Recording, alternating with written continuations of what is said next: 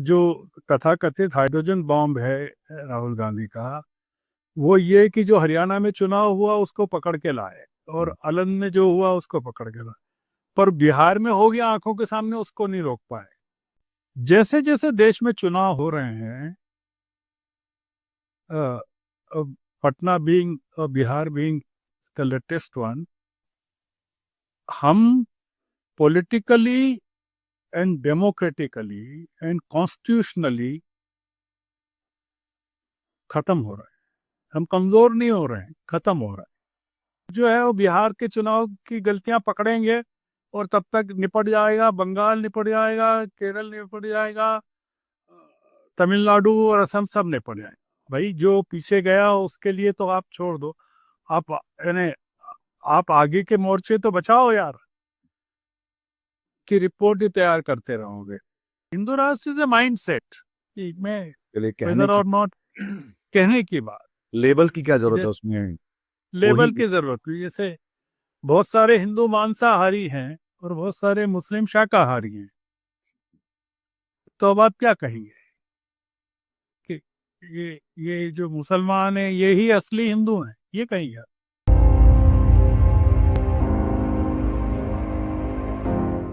नमस्कार, मैं हूं निधीश त्यागी और आप हैं हरकारा डीप डाइव पर। और मेरे साथ हैं वरिष्ठ पत्रकार श्रवण गर्ग साहब, और जो मेरे पुराने बॉस भी रहे हैं। और हम लोग बात करेंगे जो बिहार का जो चुनाव है उसके बाद के जो हालात हैं उसके बारे में, और उससे हमको क्या क्या सबक मिलते हैं, क्या क्या बातों को, किन किन बातों को ध्यान से देखने की ज़रूरत है। तो श्रवण जी, ये जो पूरा फैसला रहा है इसके बारे में, एक बात तो ये है कि जो कुछ लोग कह रहे थे कि चुनाव लड़ना ही नहीं चाहिए, जो कि आपने भी पिछली बार कहा जब हम चुनाव के दिन ये बात कर रहे थे।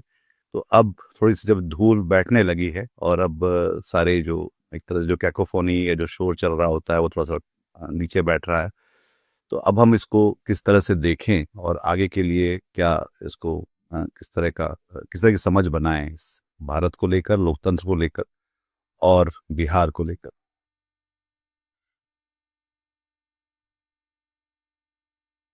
देखिए, जो बिहार का चुनाव है वो बहुत ही महत्वपूर्ण चुनाव है। अ, मुझे नहीं पता आपकी 1974 में क्या उम्र रही होगी, आई डोंट नो, पर इंडिया का पहला न्यूक्लियर टेस्ट जब मई 1974 में हुआ था, और उसका कोड नेम था स्माइलिंग बुद्धा, और बहुत ही सफलतापूर्वक वो पोखरण में अ, उसका परीक्षण किया गया था। राजा रमन्ना थे उस समय, और वो जब इंदौर आते थे मेरी कई बार उनसे बात होती थी। 1983 के बाद काफ़ी, उसके आसपास, 1982 के आसपास, 3 के आसपास। तो मिसेस गांधी उस समय प्राइम मिनिस्टर थी 1974 में, और ये पहला ऐसा ऑपरेशन था जिसने इंडिया को, जो सिक्योरिटी काउंसिल के 5 परमानेंट मेंबर्स हैं जो न्यूक्लियर वेपन मेंबर्स हैं, उनके अलावा छठा गैर परमानेंट मेंबर परमाणु शक्ति संपन्न बताया था। मैं क्यों ये न्यूक्लियर और परमाणु और पोखरण की बात कर रहा हूँ कि ये जो ऑपरेशन था पोखरण का, ये बहुत ही क्लोजली गार्डेड सीक्रेट के तौर पर, लीक नहीं होने दिया, secrecy leak proof operation preparation थी, कि अमेरिका को भी खबर नहीं हो पाई कि मिसेस गांधी ऐसा कर सकती है, इंडिया ऐसा कर सकता है। हम लोगों को खबर नहीं हो पाई कि बिहार में ऐसा हो सकता है, या देश को ऐसी खबर नहीं हो पाई। ये पोखरण था भारत का, भारत की के प्रजातंत्र के खिलाफ बिहार में भारतीय जनता पार्टी के नेतृत्व में एक पोखरण हुआ है, और इसकी ब्यूटी ये है कि ये चुनाव आयोग के वॉर रूम में बहुत secretly guarded for election commission के हुआ। और इसने, जैसे मैंने कहा कि पोखरण के बाद परमानेंट मेंबर्स जो हैं सिक्योरिटी काउंसिल के, उसके 5, उनके अलावा छठा एक परमाणु संपन्न राष्ट्र जो कि गैर जो कि मेंबर नहीं है सिक्योरिटी, आज भी नहीं है, वो पैदा कर दिया। ये जो पोखरण बिहार में हुआ है, इसने हमको जो दुनिया की ऑटोक्रेसीज हैं उनके नजदीक ला दिया है। जैसे रशिया है, चाइना है, नॉर्थ कोरिया है, हंगरी भी हो सकता है, तुर्की भी हो सकता है, बल्गेरिया भी हो सकता है, लैटिन अमेरिका के कुछ देश हो सकते हैं। अब हमको ये जो टेस्ट हुआ है, इसको वेपनाइज करेंगे, उसके हथियार बनेंगे, मिसाइलें बनेंगी और चीजें बनेंगी, सबमरीन्स बनेंगी, न्यूक्लियर डिवाइसेस बनेंगी। इसका उपयोग मेडिसिन में नहीं होगा, डेमोक्रेसी की मेडिसिन में नहीं होगा, इसका डिक्टेटरशिप की उसमें होगा। और ये अन्य राज्यों में अब इसका प्रयोग होगा। सफल हो गया ये बहुत ही, और हम सोते रह गए। हम लोग सोचते रहे कि ये क्या ठीक है, कि इसका सबसे इम्पोर्टेंट थिंग था जिसको हमको विजिट करना चाहिए, कि हम डेमोक्रेसी तो पहले भी नहीं थे, बचे ही नहीं थे। अब हम सिर्फ एक मार्केट में तब्दील हो गए हैं। मतलब we are a market of market for democracies, market of 500 million middle class, upper middle class, higher income group people, not a democracy. For democracies, we are a big market.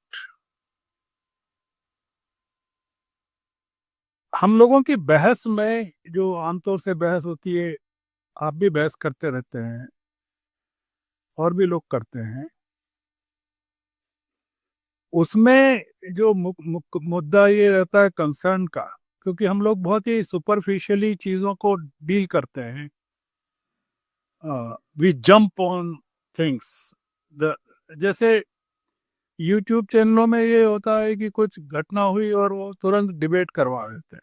They are not mentally prepared for what they are talking to, whom they are addressing to, what conclusions the listener should draw. No, I'll come to that thing. हम लोग बहस ये कर रहे हैं कि BJP और संघ भारत को एक हिंदू राष्ट्र बनाना चाहते हैं।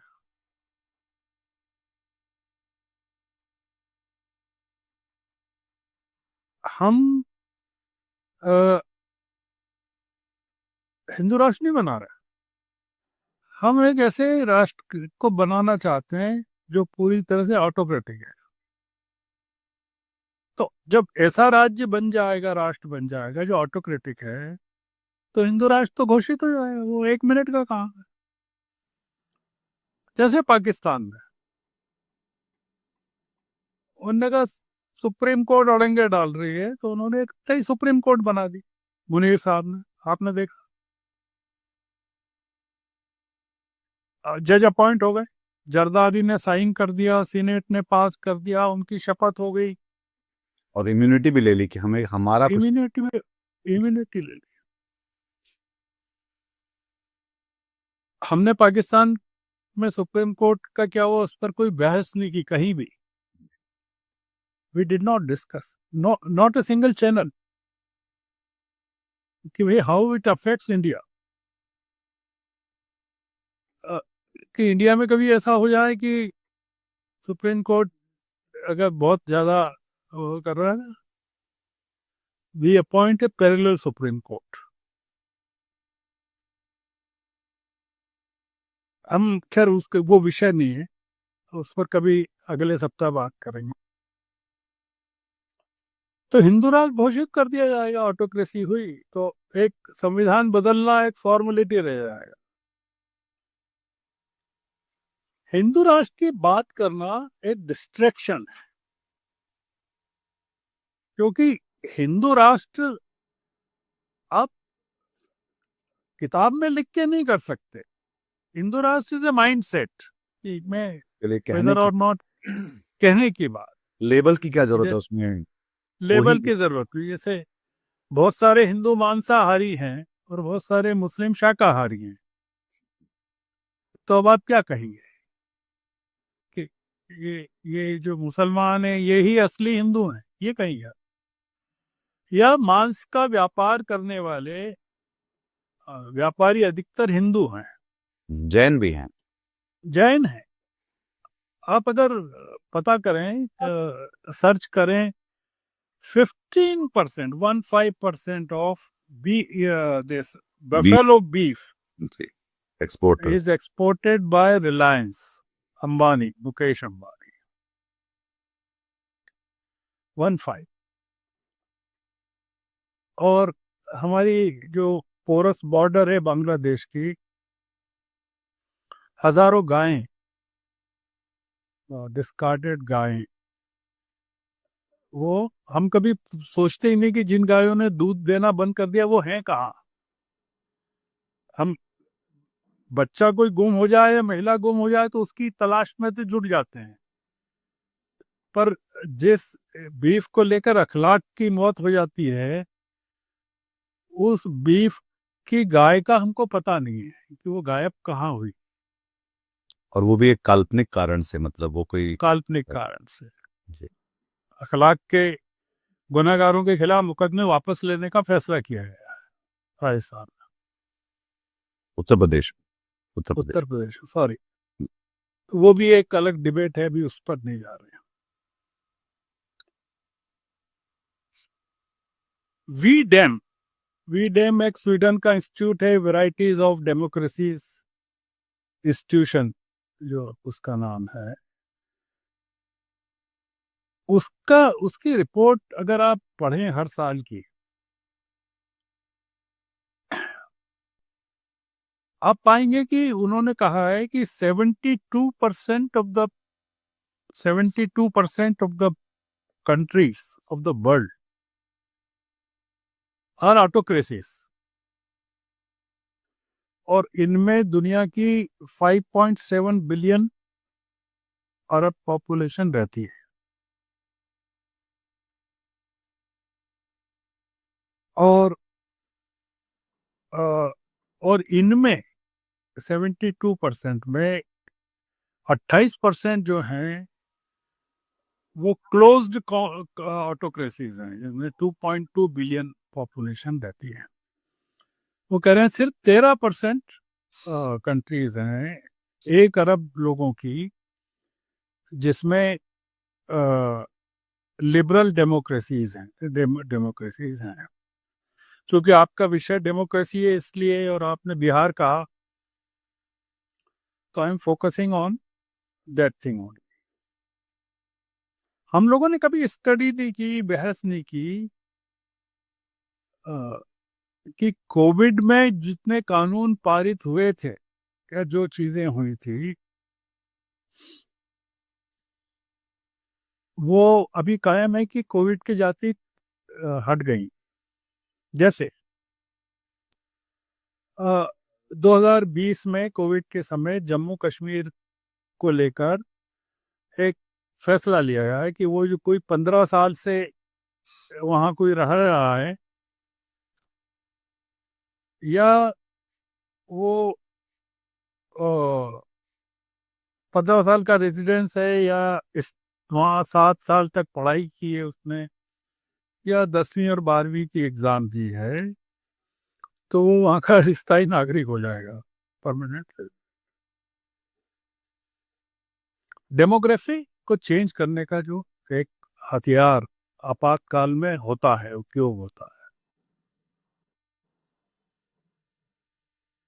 वीडेम की रिपोर्ट है 2021 की कि India is an electoral autocracy. जी। अब उसमें कोई चेंज नहीं हुआ है, नॉट मच हैज चेंज। 2021 में एक और इंस्टीट्यूट है, institute for democracy and electorals. उसने जो कहा कि India is a backsliding democracy, एक global state of democracy report है। उसने इंडिया को श्रीलंका और इंडोनेशिया के साथ क्लब किया है, जहां रिलीजियस फ्रीडम पूरी तरह से खत्म हो गई, जी। कर्टेल हो गई। और 2023 की वीडेम की रिपोर्ट कहती है कि one of the worst autocracies in the last 10 years। आप पूछ रहे हैं कि ये इसका बिहार का क्या फर्क पड़ा है? इसने बहुत सारी चीजें हमारी चेंज कर दी। हमारे जैसे कोविड ने हम लोगों को बहुत चेंज कर दिया था emotionally and physically also we became very weak. We were weakened और broken emotionally and physically during COVID। जैसे जैसे देश में चुनाव हो रहे हैं, पटना बीइंग और Bihar being the latest one, हम politically and democratically and constitutionally खत्म हो रहे हैं। हम कमजोर नहीं हो रहे हैं, खत्म हो रहे हैं। और हम लोगों ने इस पर भी कभी बहस नहीं की, सोचा नहीं।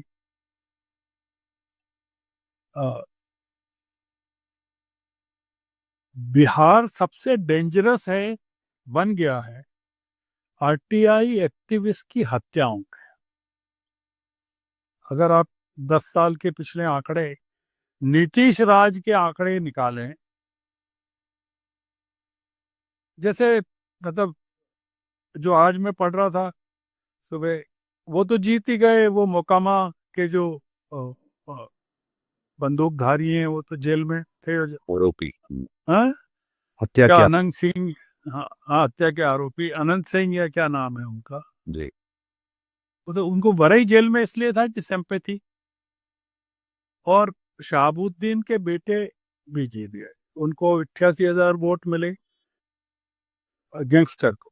और उनके खिलाफ जो खड़ा हुआ पढ़ा लिखा एकेडमिशियन, उसको 25,000 वोट मिले। सम्राट चौधरी जीत गए और सम्राट चौधरी। आरके सिंह को पार्टी से निकाल दिया गया। आप डेमोक्रेसी को लार्जर पर्सपेक्टिव में देखिए, इसको कहते हैं ना सोसाइटल पर्सपेक्टिव में। अभी एक डोवाल साहब ने एक भाषण दिया था, कुछ कहा डोवाल साहब ने, जो नेशनल सिक्योरिटी एडवाइजर। उन्होंने कहा कि ये जो जेन जेड है, जेन जी है, जेन जी जिसका बड़ा हल्ला है, वो उसका असंतोष बैड गवर्नेंस के कारण है। मतलब गवर्नेंस में कमी। उन्होंने कहीं कहा होगा, सुबह दोपहर तक तो यूट्यूब चैनलों पर शुरू हो गई बहस। और उसका मूल मुद्दा ये था कि क्या डोवल साहब अपनी ही सरकार को लताड़ रहे हैं ना। और सब लोगों ने बहस भी कर ली कि हाँ, मैं सुनता रहूं बहस को। 73rd graduation anniversary ceremony of Indian police academy in Hyderabad, November 21। तब से मेरा पढ़ा हुआ था, I been keeping a record. Doval साहब ने जो यंग पुलिस ऑफिसर्स हैं उनको क्या कहा।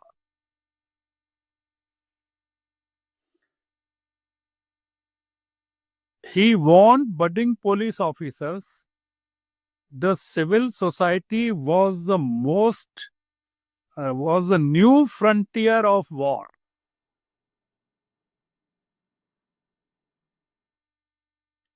सिविल सोसाइटी को खत्म करना है।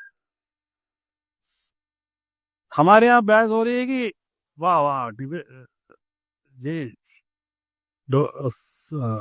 जो डोवल साहब हैं ये तो बड़ा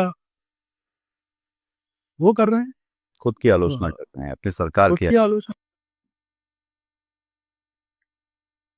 ये अभी की बात बताता हूँ मैं, वो भी मैंने आई रिकॉर्डेड एवरीथिंग कि नेपाल और बांग्लादेश के प्रोटेस्ट के बाद दो घटनाएं हुई। दो घटना ये हुई कि विजयादशमी पर भागवत साहब ने जो अपना भाषण दिया, जो सेरिमोनियल जो हर साल देते हैं, पर ये विशेष था 100 साल संघ के, उस पर नागपुर में जो भाषण दिया उसमें पूर्व राष्ट्रपति कोविंद उपस्थित थे। उन्होंने कहा, मैं सिर्फ एक पैरा पढ़ देता हूं। भागवत जी ने जैन जी की हिंसा के बाद श्रीलंका, बांग्लादेश और नेपाल में सरकार गिराए जाने पर चिंता जताई है। उन्होंने कहा, इन तथाकथित क्रांतियों से उद्देश्य हासिल नहीं होते। साथ ही आगाह किया कि भारत में ऐसी अशांति पैदा करने की चाहत रखने वाली ताकतें अंदर और बाहर दोनों जगह सक्रिय हैं। इशारा था कि the government should come down heavy handedly on Jain जी। Now, ये भागवत साहब ने कहा विजयादशमी पर, which was immediately after maybe Nepal thing happening। Bhagavat साहब के कहने के बाद क्या हुआ? दिल्ली पुलिस के जो कमिश्नर हैं उन्होंने he reportedly, as reported by Indian Express, directed अपनी 3 units, intelligence,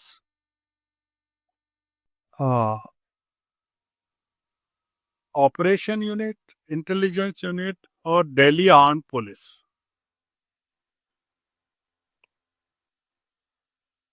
to draft a contingency action plan to deal with a similar situation of Jain Ji in Delhi। उन्होंने 2 स्पेशल कमिश्नर्स को कहा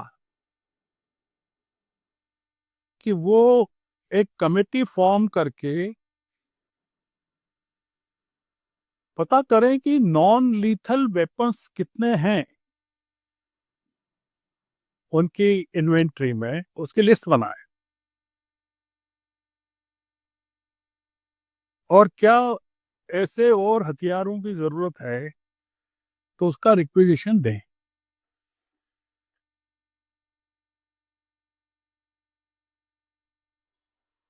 अब आप सोचिए कि जब राहुल गांधी ने अपना तथाकथित हाइड्रोजन बम फोड़ा हरियाणा को लेकर 5 नवंबर को, उन्होंने इंडिया के जेन जी से को लेकर सबसे बड़ी अपील की कि भाई to take charge of their future and stand up for democracy.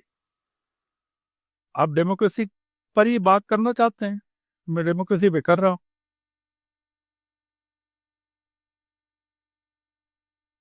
डरी हुई है सरकार जैन जी से। दुनिया में सबसे ज्यादा अब पॉपुलेशन 38 करोड़ 13 से 28 साल के भारत में है। ये लोग अमेरिका की टोटल पॉपुलेशन से ज्यादा है। अब आप पूछेंगे कि भारत में क्या स्थिति है। भारत में बिहार में 58%, नंबर 1। उसके बाद जम्मू कश्मीर, आपने देखा लद्दाख में क्या हो। उसके बाद झारखंड, और उसके बाद राजस्थान, और फिर यूपी वगैरह।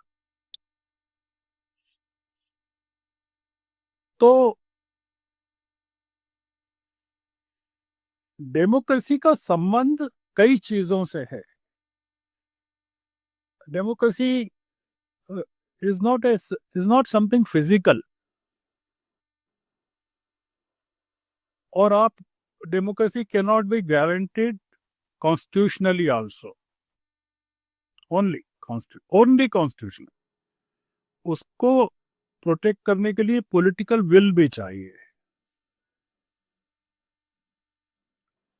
अगर आपकी हुकूमत तय कर ले या कर लिया है उसने कि ये क्या है, डेमोक्रेसी वगैरह क्या होती है। डेमोक्रेसी का मतलब फिर ये होगा कि लोगों को बोलने की आजादी देना, अभिव्यक्ति की आजादी देना, मीडिया की स्वतंत्रता पर को कायम रखना, चुनाव आयोग को निष्पक्ष रखना, जुडिशरी को में हस्तक्षेप नहीं करना,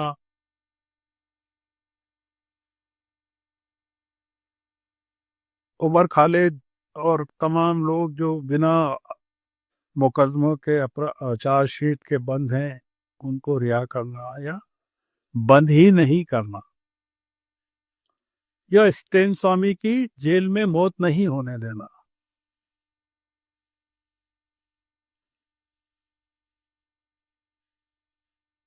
ये जो हो रहा है, जो हम देख रहे हैं होते हुए,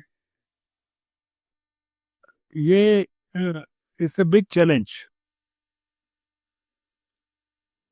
ये डिफीट ऑफ महागठबंधन नहीं है, बिल्कुल।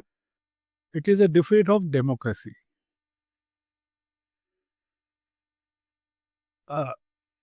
It's a big setback to democratic forces.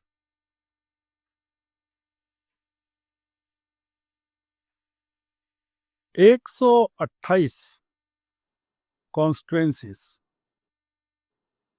202 जो मिली बीजेपी को, उसमें 128 कॉन्स्टिट्युएंसीज में उसके रिकॉर्ड अभी चल रहे हैं इस पर सोशल मीडिया।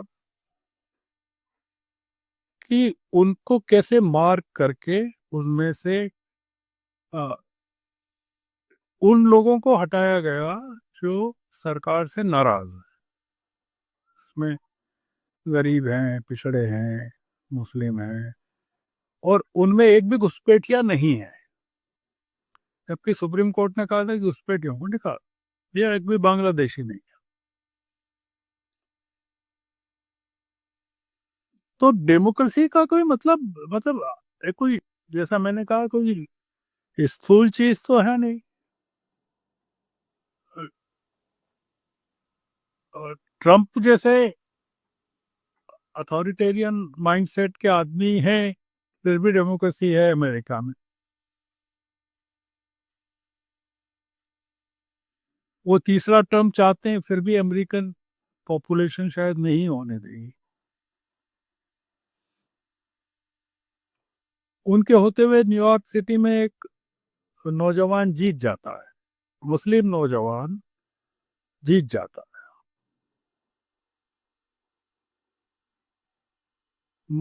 जो इसराइल को भी गाली देता है, मोदी को भी देता है, ट्रम्प को भी देता है, वॉर ऑफ क्रिमिनल बताता, क्रिमिनल वॉर बताता।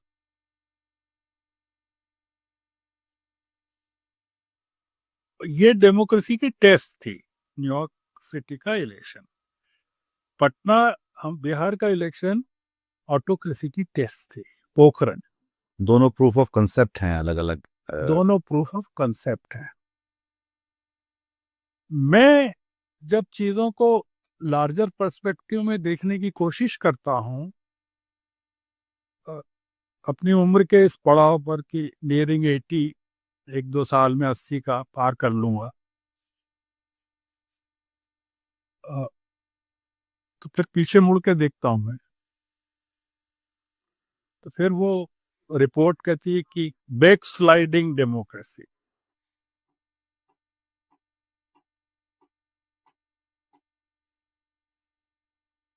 Not Modi and not Shah, some the entire system has been captured, changed। अब इनके हाथ में नहीं रहा, इन दोनों के भी हाथ में नहीं रहा। अगर ये दोनों चले भी जाएं, आरके सिंह के साथ जो हुआ,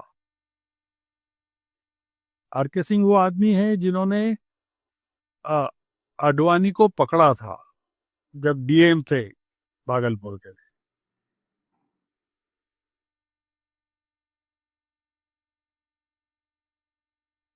वो he rose from that thing to joint secretary home to secretary home to become union minister energy secretary थे। उन्होंने अडानी के बारे में कहा, गायब, जैसे वो कोई उन्होंने बहुत कुछ इसी कहा पर उस कारण कुछ नहीं हुआ उनके खिलाफ। जैसे कुछ ही नहीं उन्होंने हुआ, आने के कुछ बारे नहीं में हुआ। कहा तो उन पे कार्रवाई हुई उनकी। जैसे वो जादूगर आता है मंच पे और वो आपसे कहता है कि इधर देखिए, और गायब कर देता है चीजों को। डेमोक्रेसी ऐसी गायब हो रही है कि हॉल में सब लोग बैठे हुए हैं और एक जादूगर आता है और कहता है देखो मैं जादू दिखाता हूँ, और डेमोक्रेसी को स्टेज से गायब करता है। संदूक को दिखाता है कि ये डेमोक्रेसी संदूक में, देखो मैं भर रहा हूँ, और फिर आप आंख खोलना, संदूक खाली मिलेगा। ये एक तरह से दो आईएएस लोगों की कहानी भी दिखाता है बिहार का चुनाव, जिसमें एक तरफ आरके सिंह हैं जो रिटायर्ड आईएएस हैं और वो सवाल उठाते हैं और एक हद तक अपनी खुददारी के लिए जाने जाते हैं, और दूसरी तरफ जो है मुख्य चुनाव आयुक्त हैं ज्ञानेश जी, जो इस पूरी कार्रवाई के पीछे मतलब एक तरह से लगभग पार्टी हैं इस पूरे नतीजे। नहीं, मैं आरके सिंह को कोई नंबर नहीं दे रहा हूँ। आरके सिंह अगर चुनाव नहीं हारते 2024 का, और पार्टी उनको रिहेबिलिटेट कर देती, उनका पुनर्वास कर देती, आप अभी तक तो उसी सिस्टम के हिस्से थे ना, जो जो डेमोक्रेसी को खत्म कर रहा था। जी।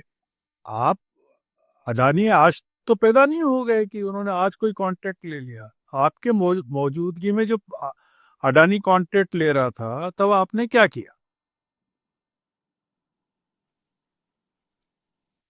ऐसा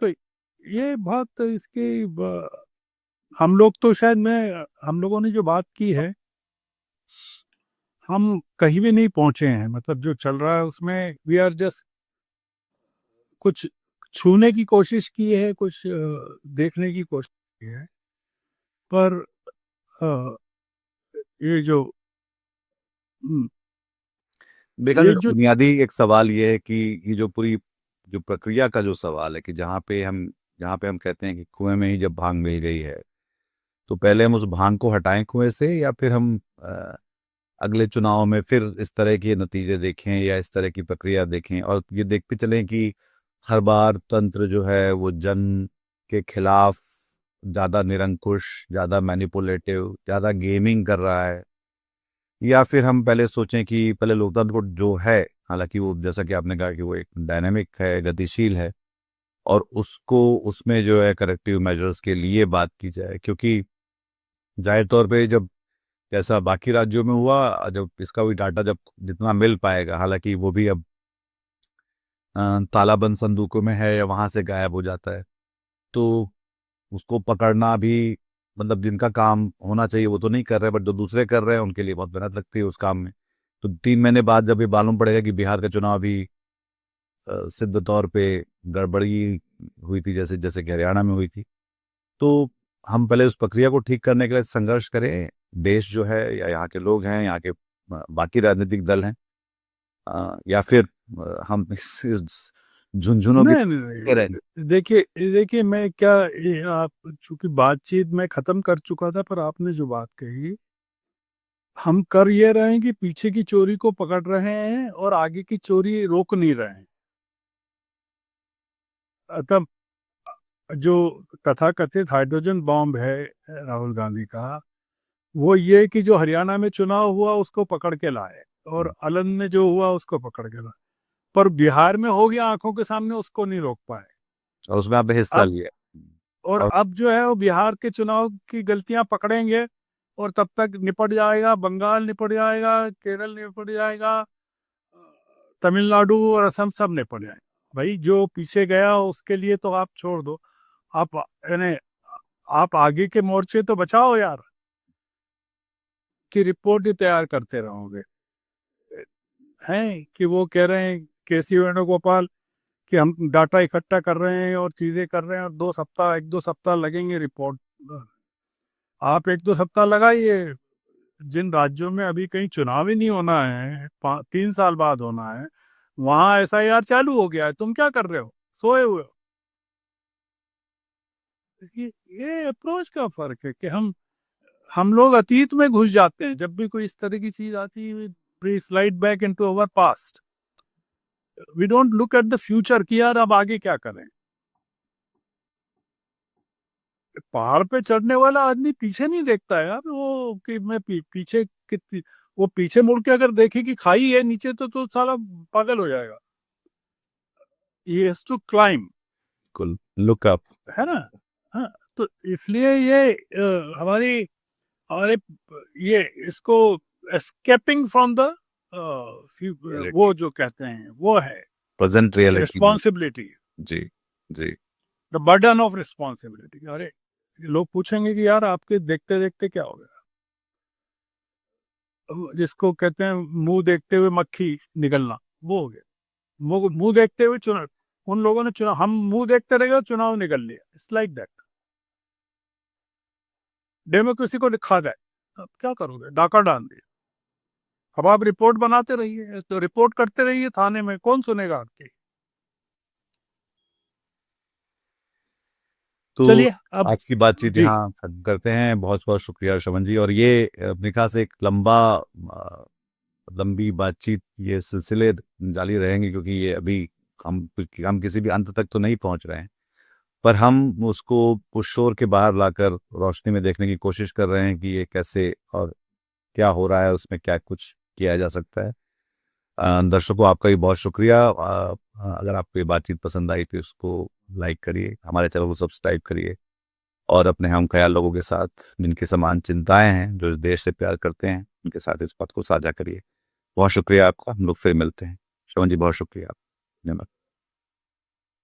आज की ताजा खबर, आज की ताजा खबर, आज की ताजा खबर। आओ काका जी इधर, आओ मामा जी इधर, सुनो दुनिया की खबर।